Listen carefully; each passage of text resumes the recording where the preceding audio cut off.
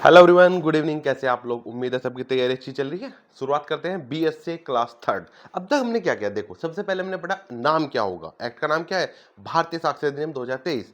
फिर हमने पढ़ा कब लागू हुआ था, कब बना था 25 दिसंबर 2023 में, और लागू कब हुआ था 1 जुलाई 2024 को। हमने कहा ठीक है, कहाँ कहाँ लागू होगा? ऑल जुडिशियल प्रोसीडिंग, सेक्शन 1 ने ही बताई ये बात। All judicial proceeding including court martial. हमने कहा ठीक है, कोई दिक्कत वाली बात नहीं। फिर हमने क्या पढ़ा? Definition close. क्या क्या? कोर्ट कौन होगा? सभी जज, सभी मजिस्ट्रेट कोर्ट होंगे, या फिर क्या होंगे? में सभी पर्सन जो लीगली ऑथोराइज्ड है टू टेक एविडेंस। फिर बाकी डेफिनेशन में सब पढ़ लिया था। अब आगे बढ़ते थोड़ा सा। अब क्या है? सेक्शन नंबर 3, ये इसका पार्ट 2 स्टार्ट होता है यहाँ पे। इस पार्ट में क्या पढ़ा है हमने? इस पार्ट में हम ये पढ़ने वाले हैं क्या, कि जो एविडेंस एक्ट है, इसमें हमने दो चीजों की अब तक बात की है, फैक्ट इन इश्यू की और रिलीवेंट फैक्ट की। डेफिनेशन क्लोज में पढ़ा था हमने। अब उन सबको समझते हैं क्या हो। देखो, फैक्ट इन इश्यू का मतलब हमने क्या बताया था? याद करो, मोटरसाइकिल पे जा रहा था, एक्सीडेंट हुआ था। उसने कहा रमेश ने जानबूझ के मारा है, ये मर्डर है। वो कहता नहीं, ये एक्सीडेंट है। जिस फैक्ट के साथ कोई इश्यू जुड़ जाता है, इन केस शॉर्ट में समझा जाए, देसी लैंग्वेज में, लड़ाई की जड़ जो होता है ना, वही क्या है? फैक्ट इन इशू है। एक पार्टी एक्सेप्ट करती है, दूसरी पार्टी डिनाई कर रही है, वो क्या है? फैक्ट इन इशू है। अब उस फैक्ट इन इशू को हम समझ गए क्या होता है, लेकिन उस फैक्ट इन इशू के साथ जुड़े हुए सारे तथ्य किसी भी रूप में कैसे भी जुड़े हुए हो, सब क्या होंगे? Relevant fact. तो मतलब वो सब फैक्ट जो फैक्ट इन इशू के साथ डायरेक्टली इनडायरेक्टली जुड़े हुए, कनेक्टेड है, which is the part of A chain, it's called the fact in issue and the relevant fact. आज हम वही बात करने वाले। देखो, दो चीजें हम सभी समझे थे। अब सेक्शन नंबर 3 पे आते हैं। सेक्शन नंबर 3 ने ये बोला है, एविडेंस में be given of the fact in the relevant fact. मतलब क्या है कि देखो भाई साहब, एविडेंस आप देना, कोई इशू वाली बात नहीं, कोई दिक्कत नहीं, एविडेंस दोगे आप हर चीज का। लेकिन एविडेंस आप किसका दोगे? या तो फैक्ट इन इशू का दोगे, या फिर क्या दोगे? रिलीवेंट फैक्ट का। इसके अलावा आप किसी भी चीज का एविडेंस नहीं दोगे। क्या क्या दिया है? Fact in issue and the relevant fact. Fact in issue क्या है? सबको पता है। कोई केस आया, रमेश ने मर्डर किया, ना साहब मैंने मर्डर नहीं किया, ये फैक्ट इन इशू है। क्या आप चोर हो? ये फैक्ट इन इशू है। क्या आपने दहेज हत्या की? ये फैक्ट इन इशू है। क्या आप इससे घृणा करते थे? ये फैक्ट इन इशू है। और रिलीवेंट फैक्ट, इस फैक्ट इन इशू के साथ जुड़े हुए सभी तथ्य रिलीवेंट फैक्ट है। ये बेस है, एक तरह से कहते हैं बेस ऑफ द बीएस से। भारतीय साक्षरता अधिनियम क्या है? सेक्शन नंबर 3 है। क्या कह रहे हैं कि भाई साहब, इनके अलावा हम किसी भी चीज का एविडेंस नहीं देंगे। अब बात थी रिलीवेंसी की। रिलीवेंसी क्या है? अब रिलीवेंसी क्या थी? जो जुड़े हुए हैं, जुड़ी हुई तो हजार चीजें होंगी, लेकिन किस किस चीज को हम यहाँ पर एविडेंस एक्ट में, भारतीय साक्षरता अधिनियम 2023 में जुड़ा हुआ मानेंगे और किसे नहीं मानेंगे, ये दिया है सेक्शन नंबर 4 से 50 तक। कहने का मतलब क्या है? कोई भी फैक्ट को अगर हम रिलीवेंट फैक्ट मानेंगे, तो वो सिर्फ वही होगा जो सेक्शन नंबर 4 से 50 तक दिया हुआ है। इसके अलावा हम किसी भी फैक्ट को रिलीवेंट फैक्ट नहीं कह सकते। समझ आया? अब यही जब यहां तक आ गए, हम थोड़ा सा एक पॉइंट और समझते हैं। एक क्वेश्चन आता है, all relevant fact are not admissible, but all admissible fact are relevant. मतलब क्या? कि एक शब्द और सुनने को मिल रहा है, एडमिसिबिलिटी, ग्राह्यता। ये क्या है? इसे क्या बोलते हैं? सुसंगतता। और एक होती है ग्राह्यता। ग्राह्यता मतलब एडमिसिबिलिटी। ये क्या है? देखो, रिलीवेंट फैक्ट क्या होते हैं, इसको देखो, जो एडमिसिबिलिटी और रिलीवेंसी में डिफरेंस होता है ना, ये हम पढ़ेंगे डिटेल में, क्योंकि इसका मेंस का क्वेश्चन बनता है। अभी हम सिर्फ समझ लेते हैं क्या है। देखो क्या है रिलीवेंसी? क्या है? सिर्फ जो सेक्शन नंबर 4 से 50 तक दिए गए हैं वही रिलीवेंट होंगे, उसके अलावा कुछ भी रिलीवेंट नहीं होगा। और अगर कोई चीज रिलीवेंट है, क्या वो एडमिसिबल है? मतलब क्या उसे एविडेंस में पढ़ा जाएगा, क्या नहीं पढ़ा जाएगा? ये बात कौन कह रहा है? ये कह रहा है एडमिसिबिलिटी। कौन डिसाइड करेगा?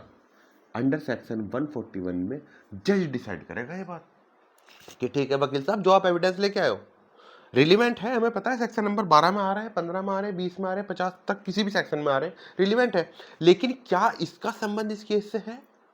क्या इसे मैं एज ए एविडेंस मानूंगा या नहीं मानूंगा? एविडेंस की डेफिनेशन हमने पढ़ी थी, जिसे कोर्ट रिक्वायर करता है कि वहां पे ले आओ, जरूरत है मुझे इसकी। समझे ना? अब ये चीज डिसाइड कौन करेगा? जज करेगा। अभी हम सिर्फ किसकी बात कर रहे हैं? रिलीवेंसी की बात कर रहे हैं, जो कि सेक्शन 4 से 50 तक आएगी।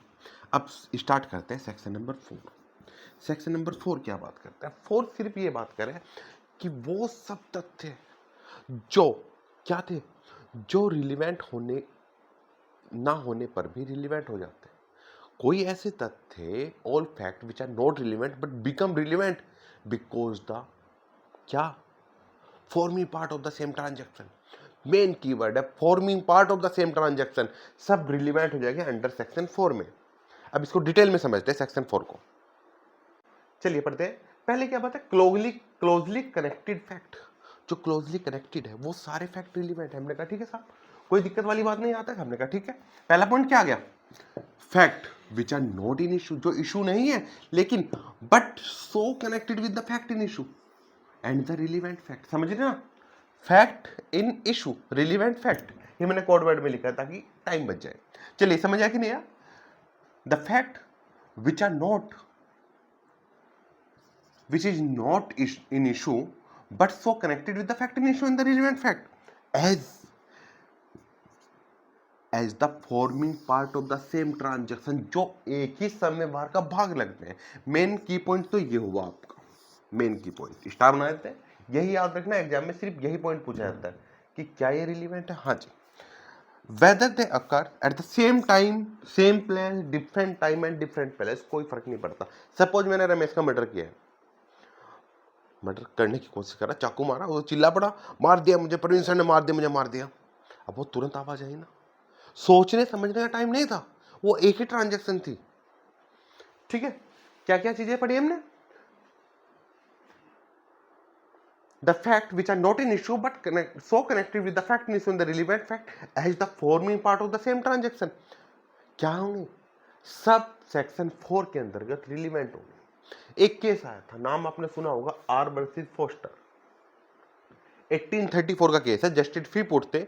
उन्होंने इसमें हेल्ड किया था कि जो forming part of same transaction है, ये डॉक्ट्रिन ऑफ रजिस्टर पे आधारित है।